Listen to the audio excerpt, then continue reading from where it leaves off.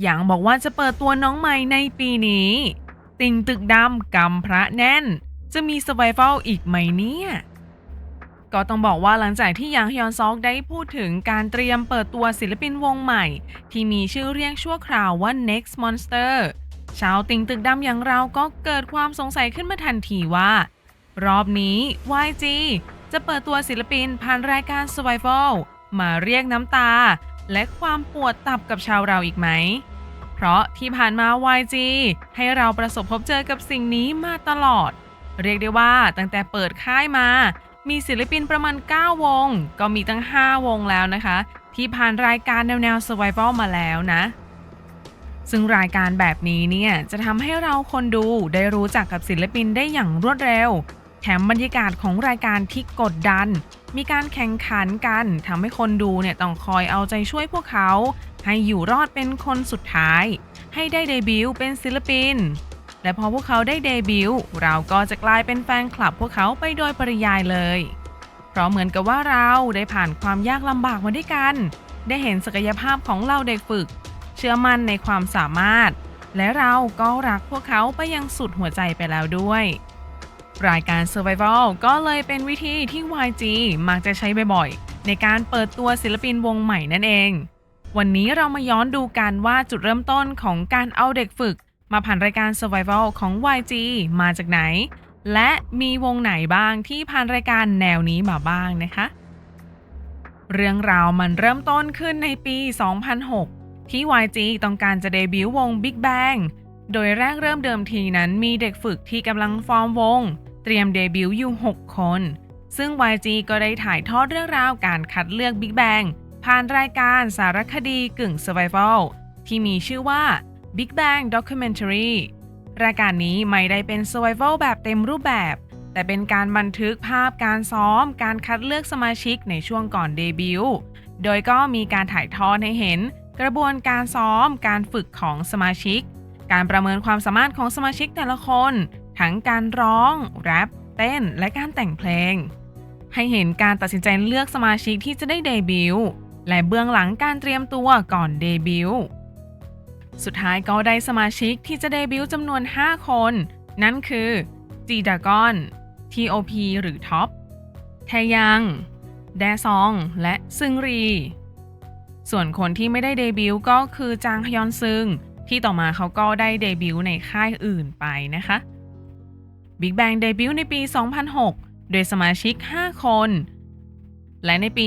2019 ซึงรีก็ได้ออกจากวงไปท็อปเองก็ได้ประกาศออกจากวงไปในปี 2023 ทำให้ Big Bang เหลือสมาชิก3คนซึ่งทั้ง3คนก็ได้หมดสัญญาเดี่ยวกับ YG ไปแล้วต้องลุ้นกันว่าในอนาคต Big Bang จะกลับมาคัมแบ็กในนามวงกันอีกไหมก็ลุ้นให้กลับมาจริงๆนะคะ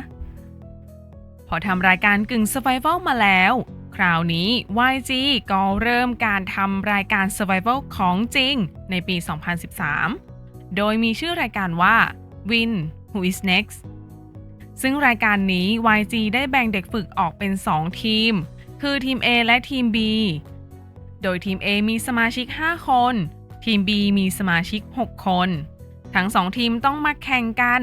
ร้องแรปเต้นทำการแสดงเพื่อที่จะได้เดบิวต์ภายใต้ชื่อวง Winner เรียกได้ว่าความกดดันนั้นพุ่งทะลุประหลอดกันไปเลยโดยเฉพาะทีม A มีความกดดันสูงมากๆเนื่องจากอายุเฉลี่ยของพวกเขาอยู่ที่ราวๆ20 ปีกันแล้วถ้าไม่เดบิวต์ในครั้งนี้พวกเขาอาจจะไม่ได้เดบิวต์อีกเลยก็ได้ซึ่งต่างจากทีม B ที่มีอายุเฉลี่ย 17-18 ปีอายุน้อยลงมาหน่อยนะคะบอกเลยว่ารายการนี้กดดันแต่ก็สนุกมากๆเพราะเราจะได้เห็นการแสดงเพอร์ฟอร์แมนซ์ที่ออกแบบเองของพวกเขาซึ่งการแสดงแต่ละโชว์นั้นสุดยอดมากๆมีการแสดงเพลงที่แต่งกันเองด้วยนะคะดูแล้วขนลุกในความสามารถและเอาใจช่วยพวกเขาจริงๆนะสุดท้ายทีมที่ชนะก็คือทีม A ได้เดบิวต์มาเป็นวง Winner ในปี 2014 ซึ่งมีสมาชิก5คนก็คือซงมินโฮคิมจินอูลีซึงฮุนคังซึงยุนและนัมแทยอนซึ่งนัมแทยอนเขาก็ได้ออกจากวงในปี 2016 ทำให้ตอนนี้ Winner เหลือสมาชิกเพียงแค่4คนนั่นเอง และในปีเดียวกันนั้นปี 2014 YG ก็ได้ประกาศรายการใหม่ชื่อว่า Mix and Match โดยเป็นรายการที่นำเด็กฝึกทีม B ที่แพ้ในรายการ Win Who is Next มาแข่งใหม่เพื่อที่จะหาสมาชิกวงที่จะเดบิวต์ภายใต้ชื่อวง Icon ซึ่งรายการนี้จะมีเด็กฝึกทีม B 6 คนและเด็กฝึกใหม่ที่มาเพิ่มอีก 3 คนรวมเป็น 9 คนก็จะมีการแบ่งกลุ่มแข่งเพอร์ฟอร์มกันตามโจทย์ที่ได้รับไปเรื่อยๆพอถึงช่วงหนึ่งของรายการก็จะมีสมาชิกที่ได้รับการคอนเฟิร์มให้เดบิวต์ 3 คนคือ BI บ๊อบบี้และจินฮวานส่วนคนที่เหลือต้องมาแข่งกันต่อเพื่อที่จะหาสมาชิกเพิ่มอีก 4 คนสุดท้ายให้ได้นั่นเองการแข่งขันก็เป็นไปอย่างดุเดือดและสร้างน้ำตาให้กับเราเด็กฝึกไม่น้อยกว่าจะได้สมาชิก 4 คนที่จะมารวมกับ 3 คนแรกฟอร์มตัวกันเป็นวงที่มีสมาชิก 7 คนนะคะซึ่งสุดท้ายแล้ว 4 คนที่มาเพิ่มก็คือยุนฮยองจุนเฮวดงยอกที่เป็นทีม B เก่าและคนสุดท้ายคือชานอูเป็นเด็กฝึกที่มาใหม่นั่นเองไอคอนเป็นวงบอยกรุ๊ปที่มีสมาชิก 7 คนเดบิวต์ในปี 2015 และหมดสัญญากับ YG ไปในปี 2022 แล้วก็ย้ายไปอยู่ค่ายใหม่แล้วนะคะและในปี 2018 ถึง 2019 YG ก็ได้ทำรายการ Survival อีกครั้งในชื่อ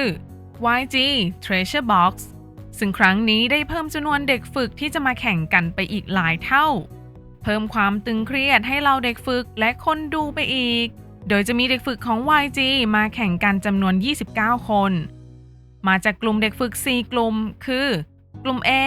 เป็นเด็กฝึกที่เข้ามาในค่ายนานที่สุดกลุ่ม B เป็นเด็กฝึกที่เพิ่งเข้ามาฝึกในค่ายได้ไม่นานนักกลุ่ม C เป็นเด็กฝึกที่อายุน้อยที่สุดและกลุ่ม J เป็นเด็กฝึกที่มาจากฝั่งประเทศญี่ปุ่นซึ่งการแข่งขันก็จะให้เราเด็กฝึกแข่งร้องแรปเต้นทำการแสดงทั้งแบบ1 ต่อ 1แบบเป็นคู่แล้วก็แบบเป็นกลุ่มโดยฉากที่ทรมานใจคนดูและเด็กฝึกมากที่สุดก็คือการให้เด็กฝึกจับคู่มาแข่งกัน